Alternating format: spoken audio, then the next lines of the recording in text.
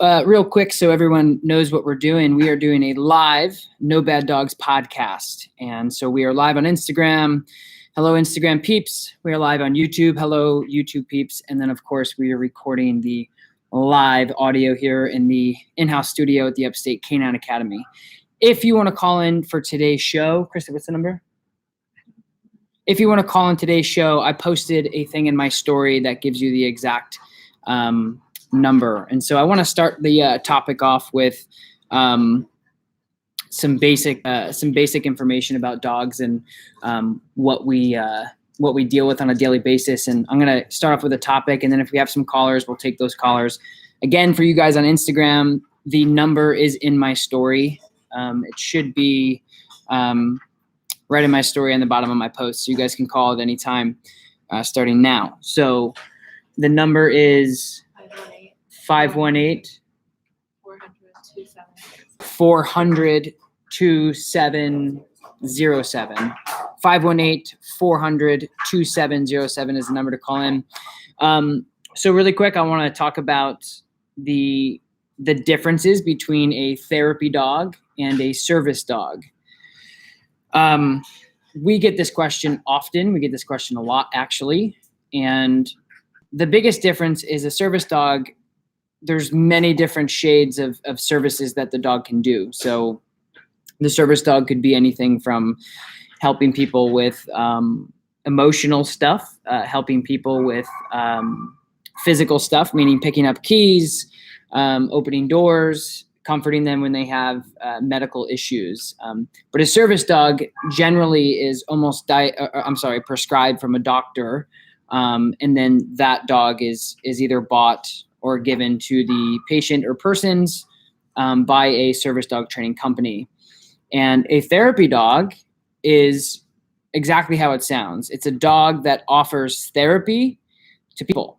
And so literally all you need to do for almost all cases with therapy is take a test. That's all therapy is. I'll talk about one of the bigger organizations, which is the TDI, which is the Therapy Dog International. It's a great company. We've worked with them many times before. And the biggest thing that you have to do with therapy to become a therapy dog, is to literally just take a test. And within that test, there are certain things that they have to do in order to be successful, such as leave food when it's dropped, approach dogs without any reactivity or signs of aggression, being able to be passed by anything with wheels, stroller, wheelchair, crutches, etc. And so the biggest difference, again, between the therapy dog and the service dog is the therapy dogs, again, are dogs that basically go into public places or nursing homes or schools and places like that. And they give they give humans therapy. And so that's the biggest difference between the two. And I think a lot of people need to understand that if your dog is certified as a therapy dog, or if you want to bring your dog everywhere that you go, that's not what a therapy dog is. A therapy dog is a dog that literally passed the test and is basically another form of a canine good citizen, which is another test that is ran by the American Kennel Club, or the AKC. And so we have a lot of people coming in saying, I want my dog to be a therapy dog because I want to bring my dog places because I have anxiety or I have depression or something. And I'm not here to talk about people's medical diagnoses or issues or anything like that. I'm not going to touch anything with that. That's not my business or my discussion. My discussion is simply to talk about the differences between therapy dogs and service dogs. And again, going back to what I was saying before, the biggest difference is when you have a therapy dog, they are for other people. They're really not for you. They're not, and when I say therapy dog, I'm talking about a certified therapy dog, not something that you consider a therapy dog. A dog that has passed a test by a organization or community club that put the dogs through the loops and bounds of is this a therapy dog? And again, Once you pass that test on therapy, then you can bring your dog to places to make other people happy. And that's really what therapy dogs are about. And so that's one of the biggest things with therapy is that's exactly what they are intended for. They're not for you to bring to your church, and they're not for you to, well, I'm sorry, I shouldn't say that. They're not for you to bring to work, and it doesn't give you permission, and it doesn't give you access to bring your dog everywhere you go, like the mall or shopping. Therapy dog is strictly for other people, to be honest. That's pretty much what it is. You take a test, you pay about, I think it's $20, and you don't have to have any training prior, any formal training prior. If your dog is obedient and you've done some training with your dog at home, you could probably take the test if you know a little bit about what you're doing. And so that's the biggest misconception, I think, with therapy dogs for people out there is they're not service dogs. You cannot bring them everywhere you go. They are strictly basically to make other people happy when you are welcomed into the property or the business. Now, service dogs are entirely different from therapy dogs as far as where you can bring them and what you can and can't do with them, because they are almost prescribed to you by a doctor. Oops. And I just closed out of my live. Sorry about that. And the service dog training takes a lot more time. So again, service dog training is a dog that actually has a job. So that's a dog that literally needs to catch somebody who is falling, or literally needs to alert the person when they are having an attack of some sort. And so the service dogs are relatively completely, in my opinion, are completely different from the therapy dogs. And I just wanted to make this quick podcast here and talk a little bit about the biggest differences. And I don't personally know enough about service dogs. I have had trainers that had worked with service dogs. I've personally worked with service dogs, but I do not certify service dogs any way, shape, or form. But I do know that they need a specific job, and they are actually there for you, not for other people. So it's the exact opposite of a therapy dog. But the service is, buy a service dog. You have to buy the service dog from I don't know if it's licensed or registered or certified service dog trainer. I'm not sure, but I do know that those are the biggest differences. And so I want to recap on that really, really quick. And then if any of you guys out there on either Instagram, we got some questions popping up on YouTube. I'm going to answer some questions. So if you guys want to pop some questions here, or you can call in to our call-in number, which I think do we have anybody calling in? Yeah, so go ahead and answer it. We have some people calling in. But to recap, the biggest difference is between the therapy dog and the service dog. The therapy dog is for other people. Service dogs are for you because you actually need a service dog. And so, yeah, we can take a caller really quick. What's her name? All right, go ahead and tell us your first name. My first name is Albert. What's your name, Albert? Alvin. What's up, Alvin? You're on the No Bad Dogs podcast. How you doing, man? Hey, what's up? How you doing? What's your question? I have a question. Actually, I have two. Okay. I want to know, are certain dogs more aggressive to certain, they're just aggressive to certain breeds? Yeah. And once he's around a certain breed, if dogs, for example, he goes crazy and just wants to attack. How do I approach it? Yeah, so the question is, your friend's dog goes crazy around specific dogs, not just all dogs, but just random dogs. There's no specific trigger. Bulldogs. Okay, just bulldogs. Yeah, that's bulldogs. Has there been any? So a lot of times when I see dogs that have issues with breed-specific dogs, which is rare, but it does happen. Sometimes they've had an issue with them at a younger age, or something had it happened maybe at a younger age that it happened. Do you know anything about that? Yes, it did. Is that what happened? Yeah, it did. Okay, so let me just, yeah, okay, that makes sense. So let me just recap really quick for all of our other listeners out there. So we have a dog that is almost breed specific to reactivity or potential aggression. And so what happened was at an early age is the dog may have been attacked or beat up or something to that effect. And what I would do if I were you is I would desensitize the entire process, which means let's just say your dog or the dog that we're talking about is nervous about bulldogs. So what we can do is the problem with this is, you know, when we get a dog that's reactive, it's really easy to grab a bunch of variable dogs or demo dogs to get around. But if your dog is only reactive towards a certain breed, you're going to have a harder time finding that specific breed to work on it. Does that make sense? Right. Does that make sense? Is it like counter conditioning? Yeah. Bring that dog and Yeah, exactly. So you counter condition it, and more or less you're desensitizing it, because if it's really traumatic and it's really traumatized, sometimes the dog will actually just not even think. They see the dog that resembles that thing, and then they just completely lose it. You know what I mean?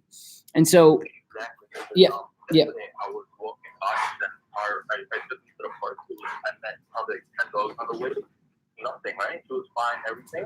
But she was really tired at the end when I saw those bulldogs on the side. He went crazy. He just wanted to attack and like killing everything. Yep. So yeah, what I would do is really simply, like I said, you said the name is Alvin, right? Mm-hmm. Alvin, I would try your hardest and your best to get these other dogs, these breeds around, to desensitize the whole thing. But the important part is you don't want to flood the dog, because the dog's not going to recept that properly. So if you have a really insecure or nervous dog that is breed specific, reactive or aggressive, which in this case is probably reactive, you want to make sure that you're not having the other dog that they're afraid of, like, come after them in a happy manner, because it's going to flood the dog and it's going to freak the dog out even more, because your dog's not going to see the difference between, oh, that's not the dog that attacked me, that's different dog.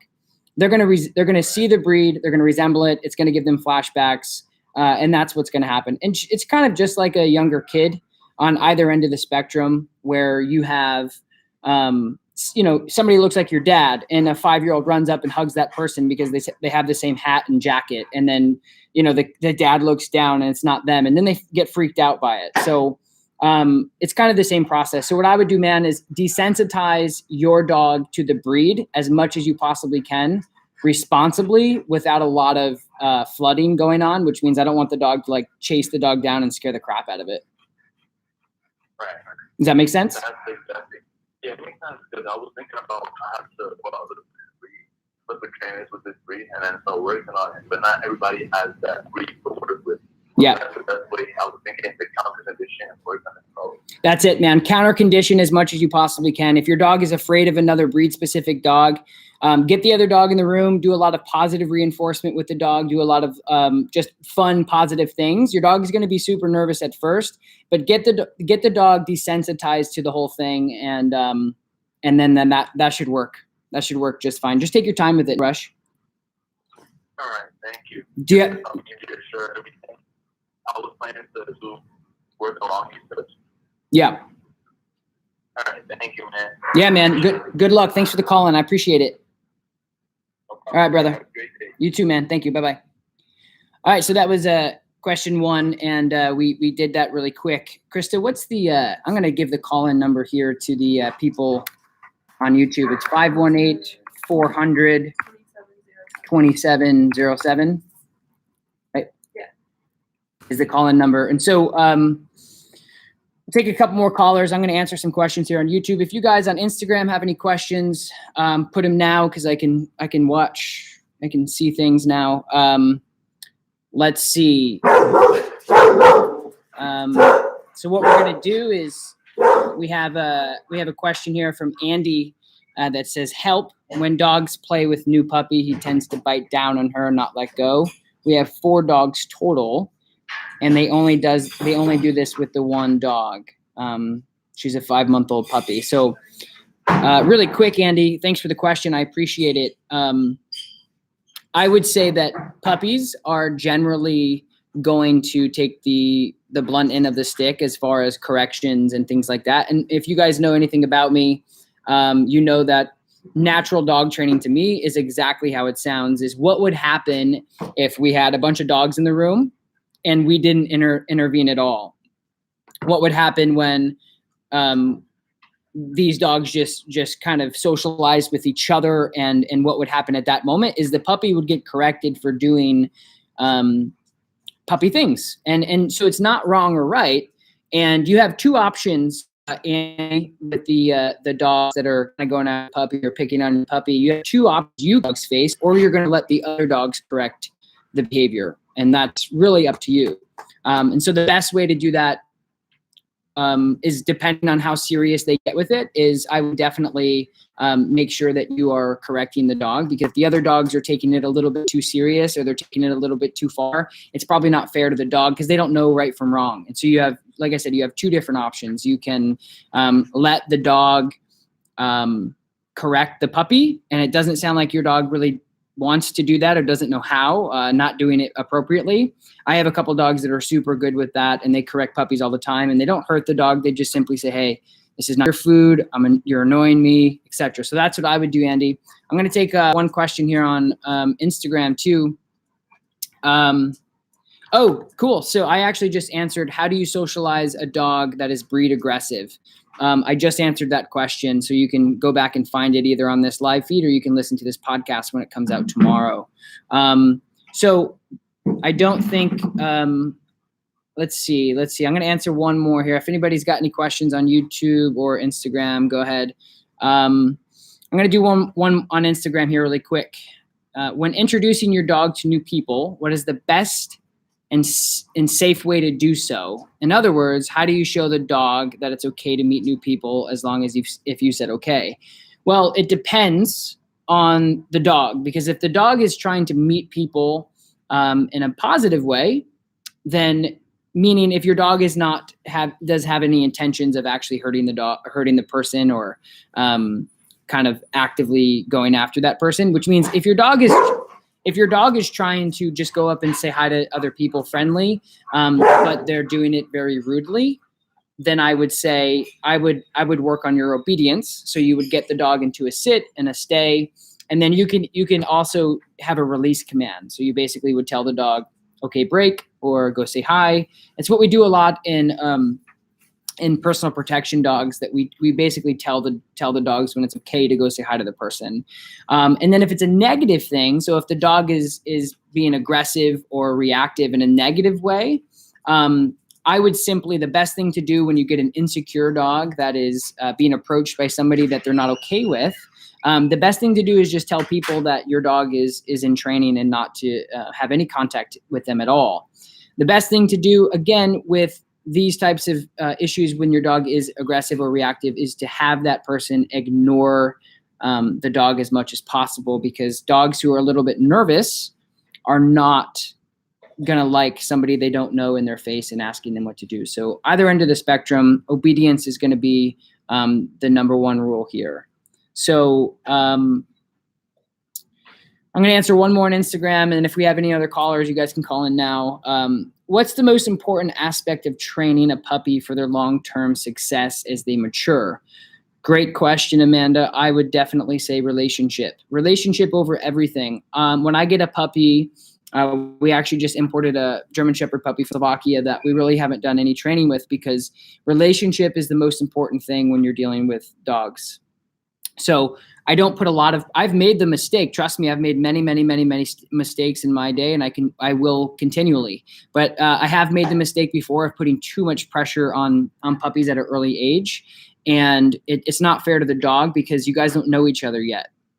And so as I progressed in my career and I started to work with more and more dogs, I realized that relationship is the most important thing that you can do with a puppy. Because as soon as you guys understand each other, and as soon as you guys understand your role, then you can start working together in training. Now, don't get me wrong. If you want to start doing food luring, sit down, confidence building stuff, that's completely fine. I'm not talking about no training at all, letting the dog be a maniac. I'm simply saying the most important aspect of training a puppy until about 4 months is relationship. So actually a little less. It depends on what the dog's going to be bred to do as well. So it depends really on a bunch of different things. But the most important thing is build a foundation built off relationship. That's the most important. If you guys get each other, you're good. Training is going to be so easy in the future. The hard part is when you go out and you try to train a dog that doesn't really understand you, doesn't really work with you well. It's much like dancing. If you try to dance with a stranger and you don't really know each other, it's not going to go as smoothly as somebody you've danced with for the last 6 months. And so the most important thing to answer your question is relationship first, training second. And you are going to determine, depending on the dog's job and the dog's lifestyle in the future, if the dog is ready to start doing some serious training. Because when they're at that age, just like children, they can't take a lot of mental pressure. They kind of check out early. They don't really like being told what they can and can't do by somebody they don't really know. And you're not going to get the full potential. And then you can also have them resent you a little bit because you're becoming frustrated that the dog's not doing the things that you want. And so build that relationship first, and then you can start training. So we are at 19 minutes. I'm going to... let's see. Let's take another question off YouTube. YouTube, what up? How to deal with an let's see. Can I turn a negative perspective of an e-collar to a positive one in the dog? That is a great question, and that's the question I'm going to answer. Yes. I actually had this yesterday or the day before. If a dog is trained negatively or improperly on an e-collar, which means they're probably going to be really gun shy about stimulation on any level at that point because it was used in an aversive introduction. So what you want to do with an e-collar is make sure that you, and Vicky, really quick to answer your question on YouTube. Yes, we're going to do this at least once a week. So if you don't get your question in, we'll do it next week. I promise you. But moving forward with the e-collar question, if you do not have a good e-collar, I would suggest that's the first step, because really crappy e-collars are what can make or break your e-collar training with your dog. If you get a really crappy e-collar that costs less than $50, chances are you're not going to be able to do great dog training with it. I would get something more over $100 or more, $200. But what you want to do with that dog that had created a negative with the e-collar is reintroduce it your way. Couple tips right off the top of my head is put the e-collar on and don't use it. Just literally when you're out training, put it on, do not use it, and just have it on, because sometimes the dog will become what we call equipment sensitive or equipment aware, which means the dog knows, oh crap, this thing's on. That potentially means that something bad's going to happen because there's some idiot that had used it wrong or improperly before. So put it on for the first week and don't touch it. Don't even turn it on. Just put it on. So that way the dog doesn't assume that something negative is going to happen at that moment. And then what you can do is reintroduce the e-collar the proper way. There's many great dog trainers out there online teaching great advice and teaching really great e-collar sessions that you can find on YouTube. Just make sure that when you introduce the e-collar, is it a very positive thing? I actually did on yesterday, I did a new YouTube video that's going to come out either today or tomorrow, how to introduce the e-collar instead of a clicker. I literally switched out my clicker for an e-collar. So what I did is I associated the e-collar with a positive, which is going to be a really cool rabbit hole I'm going to continue to go down probably in the future. But anyway, all you want to do, buddy, is you want to reintroduce the e-collar in a positive way. Put the e-collar on for a week. Do not touch it. Do not turn it on. Just have it on the dog. And then associate the e-collar with a positive. Think about it as a physical clicker training. So the e-collar does something and then you get a reward for it, making sure that the levels are not corrective. So again, if you have a nice e-collar technology or a dog to remote, anything under 10 is not going to be corrective to the dog. I actually start dogs off on 2, and it all depends on the dog. So to answer your question on how to take a negatively trained dog on the e-collar into a positive, because you can do it terribly wrong, which is why e-collars look as bad as they do. is you want to just reintroduce it your way, the right way, the correct way, the humane way, the way that all of us balanced dog trainers do. And so anyway, that's pretty much it, unless we have a caller coming in now. Yeah. Okay, see, we got one more caller, and then I got to get the training. Hello, what's your name? Hi, I'm Fiona. Hey, Fiona, how you doing? Where are you from? I'm from Brooklyn. Brooklyn. Cool, awesome. So what's your question? I wanted to ask about a problem I'm having with my dog. Okay. My dog snaps at people when they go near him to pet. He walks around with strangers fine, but once the stranger reaches in and pets him, he will snap from fear aggression. Besides losing their confidence about ability and taking them out for places with more people, what are some ways that I could help?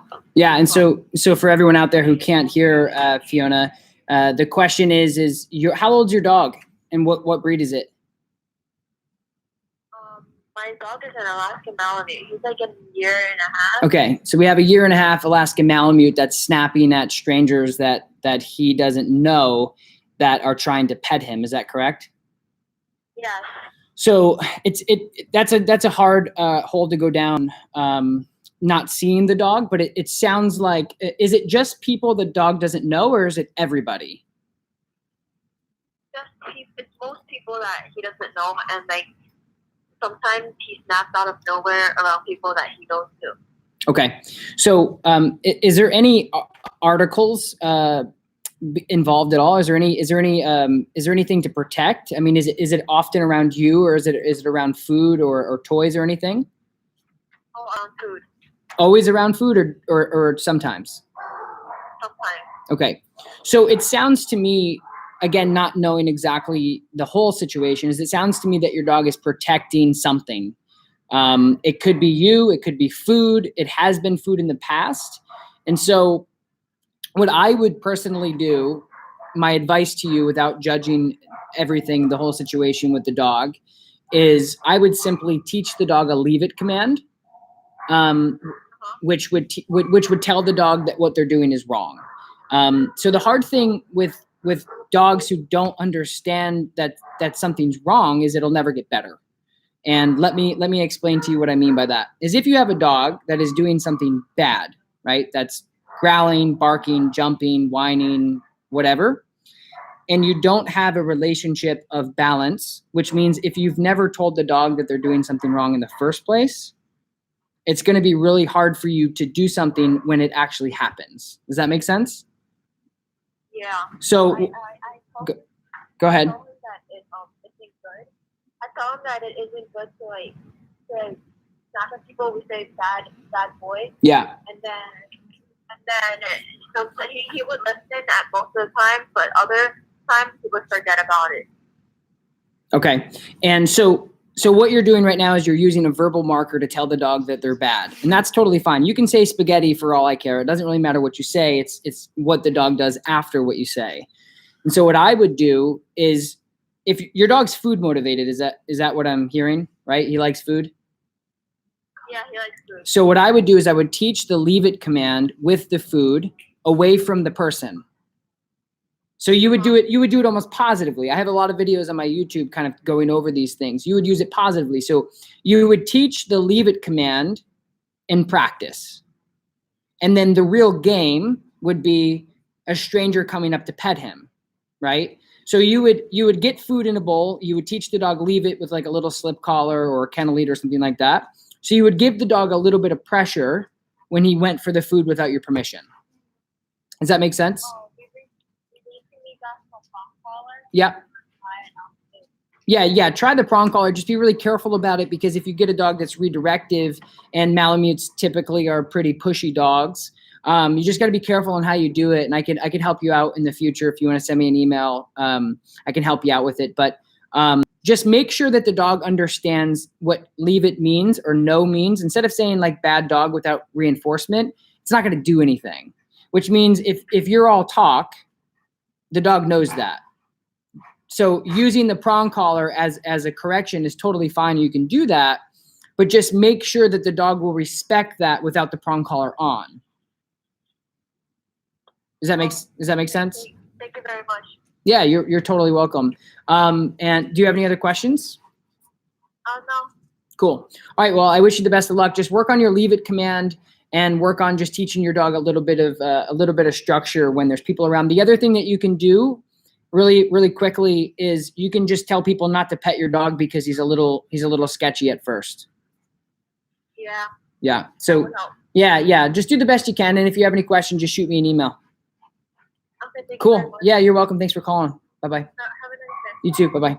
All right, guys, I'm going to wrap up the No Bad Dogs podcast. Follow me on Instagram at Tom Davis. You can check me out on YouTube at America's Canine Ed.